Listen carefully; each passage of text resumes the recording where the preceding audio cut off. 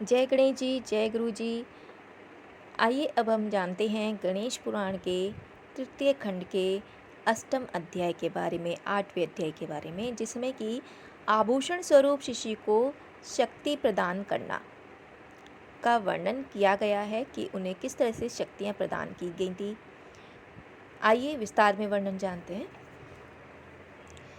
तदुपरांत भगवान विष्णु ने अपने कंठ में धारण की हुई कौस्तुभ भमणी नाम बालक के गले में पहना दी। फिर ब्रह्मा जी ने उसे अपना मुकुट पहनाया और धर्मराज ने रत्नों का एक दिव्य अलंकार धारण कराया। इसी प्रकार समस्त उपस्थित देवी देवताओं ने अपने अपने आभूषण, आभरण, अलंकार आदि प्रदान किए। तब सब प्रकार से संतुष्ट हुए शिव जी ने बालक को स्तवन किया। बोले, गजानन, आपके यहाँ आने से मैं धन्य हो गया। नरदेह पर गज का मुख कैसा शोभायमान प्रतीत होता है, जिसका वर्णन भी इस वाणी से नहीं हो सकता। इस पर सभी देवताओं ने आभूषण आदि के रूप में तुम्हें शक्ति प्रदान की है, इसलिए तुम सदैव विजयी रहोगे। सुर, असुर, दैत्य, राक्षस, मनुष्य नागादि में ऐसा कोई भी नहीं जो तुम्हारी समता कर सके। तदुपरांत ब्रह्मा जी ने निवेदन किया, हे देवादिदेव, हे गजमुख, तुम सभी शास्त्रों, समस्त विद्याओं, सभी कर्मों में स्वयं सिद्ध निष्णात हो। अन्य तो क्या, मैं भी तुम्हें पांडित्य का सामना करने में समर्थ नहीं हूँ। हमारी प्रार्थना है कि तुम सदैव देवताओं के पक्ष का निर्वाह करते रहना। इसके पश्चात समस्त उपस्थित देवताओं, मुनियों, गंधर्वों, किन्नरों, यक्षों, अप्सराओं, देवियों आदि ने भी विभिन्न प्रकार से अपने अपने मतानुसार गजमुख की स्तुति की। तदंतर शिव शिवा दोनों ने ब्राह्मणों को करोड़ों रत्न मणि आदि का प्रदान दिया। बंदी जनों को सैकड़ों हजारों हाथी घोड़े प्रदान किए। तदुपरांत शिव शिवा ने मंगल उत्सव मनाते हुए ब्राह्मणों को भोजन कराया तथा वेद पाठ एवं पुराण पाठ के भी आयोजन हुए। नृत्य, गीत आदि भी चलने लगे। अप्सराएं और सुर वनिताएं विविध प्रकार के नाच द्वारा उत्सव को और भी अधिक शोभायमान बना रही थी। इस प्रकार यह उत्सव दीर्घ काल तक निर्बाध रूप से चलता रहा। शनिदेव को पार्वती, आगे जानते हैं शनिदेव को पार्वती का शाप। बेचारे शनिदेव अब भी उसी प्रकार नीचा मुख किए खड़े थे। वे संकोच के कारण ना तो जा सके और ना उत्सव में भी भाग ले सके। तभी पार्वती जी की दृष्टि शनिदेव पर पड़ी तो उन्हें क्रोध आ गया। शनिम सलज्जितम दृष्ट्वा पार्वती कोपचालिनी शशाप च सभा मध्ये अप्य गणिनो भविते च। अर्थात शनिदेव को लज्जा से सिकुड़े हुए देखकर क्रोधित हुई पार्वती ने उन्हें शाप दे दिया, तू सभा के मध्य में ही अंगहीन हो जा। सूर्यदेव कश्यप तथा यमराज, आगे जानते हैं सूर्यदेव कश्यप तथा यमराज का पार्वती पर क्रोधित होना। पार्वती के द्वारा सूर्यपुत्र शनि को इस प्रकार शाप दिए जाने पर भगवान सूर्यदेव कुपित हो गए और लाल नेत्रों से देखते हुए बोले, सभी उपस्थित सज्जन देख लें कि गिरिजा ने मेरे पुत्र को व्यर्थ ही शाप दिया है। वह उस बेचारे को किंचित मात्र भी दोष नहीं था। वह दर्शनार्थ आया था और गिरिजा की अनुज्ञा प्राप्त होने पर ही उसने बालक की केवल झलक ही देखी थी। फिर अब जबकि बालक पुनर्जीवित हो गया और उसी उपलक्ष्य में उत्सव भी मनाया जा रहा है, तो इस अवस्था में उसे शाप देने का प्रयोजन ही क्या था। कश्यप और यमराज भी क्रुद्ध हो गए और तीव्रता से कहने लगे, शनि का कोई अपराध नहीं था। जब वो कुछ भवितव्य होता है वह होकर ही रहता है। फिर शनिश्चर तो लज्जा से सिर झुकाए खड़ा है था, इसलिए उसे अभिशप्त करने की अपेक्षा उस पर दया करनी चाहिए थी। आइए आगे जानते हैं सूर्यदेव आदि का विष्णु से भी रुष्ट होना। इसी प्रकार कुछ अन्य देवता भी उठ खड़े हुए। क्रोध के कारण उनके नेत्र लाल हो रहे थे, ओष्ठ फड़क रहे थे और आवेग के कारण शरीर कांप रहे थे। तभी वे पुनः बोले, इस शाप की प्रमुख अपराधिनी गिरिजा और दूसरे अपराधी विष्णु हैं। हम इन दोनों को ही आज ऐसा शाप देंगे कि यह जीवन भर अपने कर्म फल रूप का स्मरण रखें।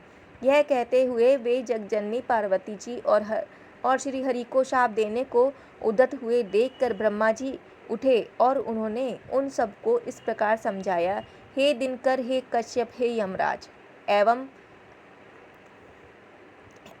अन्यान्य देवगण, इस विवाद को शांत किया जाना ही श्रेयस्कर है। जो कुछ होने वाला था वह हो चुका। अब आगे किसी के भी द्वारा शापों का आदान प्रदान होने से हम सभी की हानि है, क्योंकि उससे दुष्कर्मी असुरादि अधिक प्रबल हो जाएंगे, जिसके फलस्वरूप हम सभी को तिरस्कृत और भयभीत रहना होगा। अतः विवेक से काम लेते हुए क्रोध का निवारण करो। आइए जानते हैं श्री हरि और पार्वती को शाप देने को तैयार होना। उधर विष्णु और पार्वती भी उन्हें शाप देने को उद्यत हो रहे थे। ब्रह्मा जी ने उनके प्रति भी ऐसा ही निवेदन किया, भगवान आप सभी के ईश्वर, ज्ञान और बुद्धि के प्रेरक, काल के भी नियंता एवं सर्वसमर्थ हैं। आपका क्रोध समस्त त्रिलोकों को भस्म करने में समर्थ है तथा हे जगन्निवास, यह समस्त विश्व आपने ही उत्पन्न किया है, तो आपके ही श्राप से नष्ट नहीं होना चाहिए। हे प्रभु, यही मेरी प्रार्थना है कि आप क्रोध को त्याग कर शांत होने की कृपा करें। फिर उन्होंने पार्वती जी से कहा, देवी आप भगवान शंकर की अर्धांगिनी हैं। आपके निमेष उन्मेष में ही संसार का विनाश और प्राकट्य निहित है, इसलिए आपको शिवा कहते हैं। हे कल्याणी, आप अन्य किसी की बात पर ध्यान ना देकर मेरी बात मानिए, इस जगत को नष्ट होने से बचाइए परमेश्वरी, अन्यथा घोर विनाश उपस्थित हो सकता है। ब्रह्मा जी के इस प्रकार के कोमल एवं सार गर्भित वचन सुनकर महर्षि कश्यप बोले, पितामह, वह बेचारा शनैश्चर तो पत्नी के शाप से दृष्टिदोषी हो ही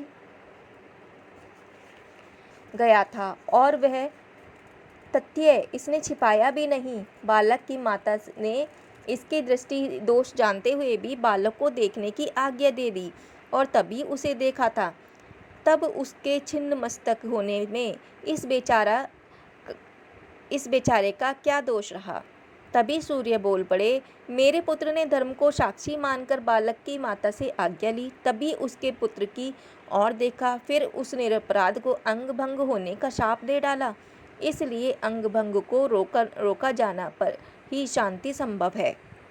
यमराज बोले, गिरिराज नंदिनी ने स्वयं ही देखने की आज्ञा दी थी, तब मुझे साक्षी बनाकर शनि ने उस बालक को प्रयत्नपूर्वक स्वल्प ही देखा था और जब बालक का अंग भंग होने के पश्चात वह पुनर्जीवित हो गया तो भी शनि को शापित कर डाला। इसलिए यदि हम लोग किसी बदिक को शाप देना चाहते हैं तो उसमें दोषी क्या है।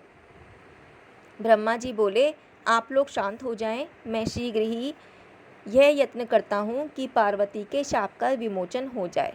पार्वती ने सहज चंचलतावश शाप दे डाला था, वह उनकी भूल थी, किंतु सज्जनों द्वारा तो बड़े से बड़े अपराधी भी क्षमा कर दिए जाते हैं। इस प्रकार पितामह ने उन सबको शांत किया और फिर शनिदेव से बोले, ग्रहेश्वर, तुम तुरंत ही देवी पार्वती की शरण में चलो, तुम्हारे शाप का निवारण उन्हीं की कृपा से संभव है। यदि तुम्हारे पिता और उनके पक्ष वाले देवता माता पार्वती को शाप दे भी दे तो उसमें तुम्हारे कोई उपकार नहीं हो सकता, इसलिए आओ मेरे साथ। चतुरानन का आदेश मानकर शनि उसके साथ माता के आश्रय में पहुँचे और तब ब्रह्मा जी ने पार्वती जी से निवेदन किया, जगजननी दुर्गे, आपने अपने पुत्र के दर्शन की आज्ञा दे दी थी, तो शनि का क्या दोष था? फिर भी आपने उस निर्दोष को शाप दे डाला, इसलिए अब उस शाप का प्रतिकार होना आवश्यक है।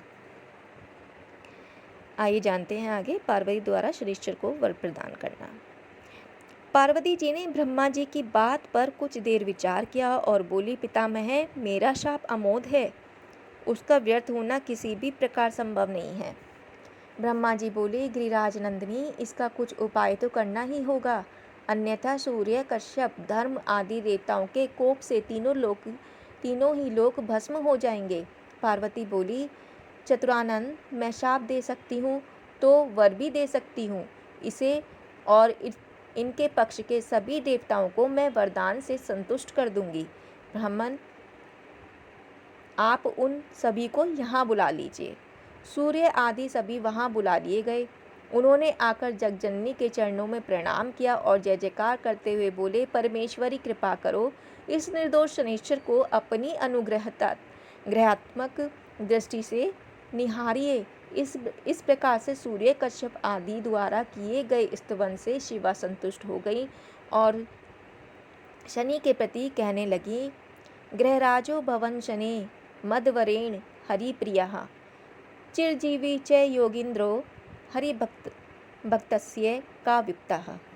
अर्थात, हे शने, तुम भगवान श्री हरि के प्रिय हो, मेरे वरदान से ग्रहों के राजा होंगे, योगियों में परम योगी, रूप योगींद्र और चिरंजीवी बनोगे। अरे, हरि भक्त का विपत्ति क्या कर सकती है? मेरा यह भी वर है कि भगवान श्री हरि के तुम परम भक्त हो, तुम्हारे हृदय में उनकी दृढ़ भक्ति रहेगी। परंतु वत्स, मेरा शाप अमोघ होने के कारण नष्ट तो नहीं हो सकता, किंतु उसका किंचित प्रभाव पांव पर ही पड़कर रह जाएगा, तुम कुछ लंगड़े हो जाओगे। पार्वती जी के वचन सुनकर शनिदेव को संतुष्ट हुआ, साथ ही सूर्य, कश्यप, धर्म आदि भी संतुष्ट हो गए और गिरिराज नंदिनी की स्तुति करने लगे। हे देवी, आप महान हैं, हम तुच्छ प्राणी आपकी महिमा को कैसे जान सकते हैं? आप संसार की स्वामिनी हैं, आपके दृष्टि मात्र में ही संसार का उत्थान और पतन निहित है। यदि आप क्रोधपूर्वक हैं तो विनाश और प्रसन्न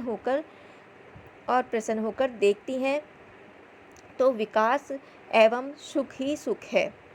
हे जगजननी, हम पर ऐसी कृपा अवश्य करें कि हम आपके चरणों में सदैव याद रखें और आप मातेश्वरी का अनुग्रह निरंतर प्राप्त करते रहें।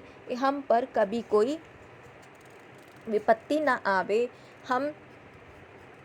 हम किसी प्रकार के दुख में ना पड़ें।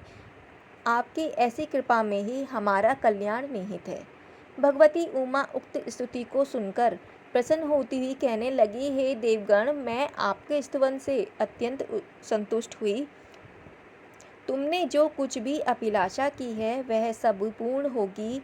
तुम पर प्रथम तो कोई संकट आएगा ही नहीं, और कभी आएगा भी तो मैं अपने दुर्गा रूप में तुम्हारे स्मरण मात्र से पहुंचकर रक्षा करूंगी।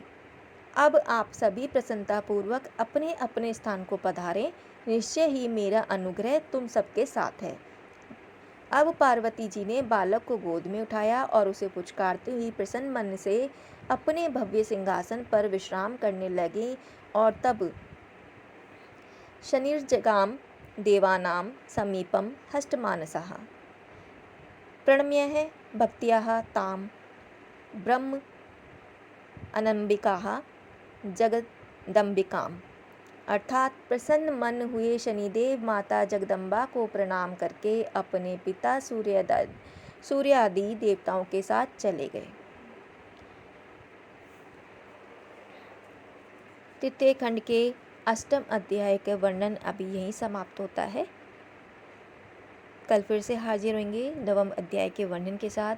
तब तक के लिए जय गणेश जी, जय लंबोदराय, जय गुरु जी।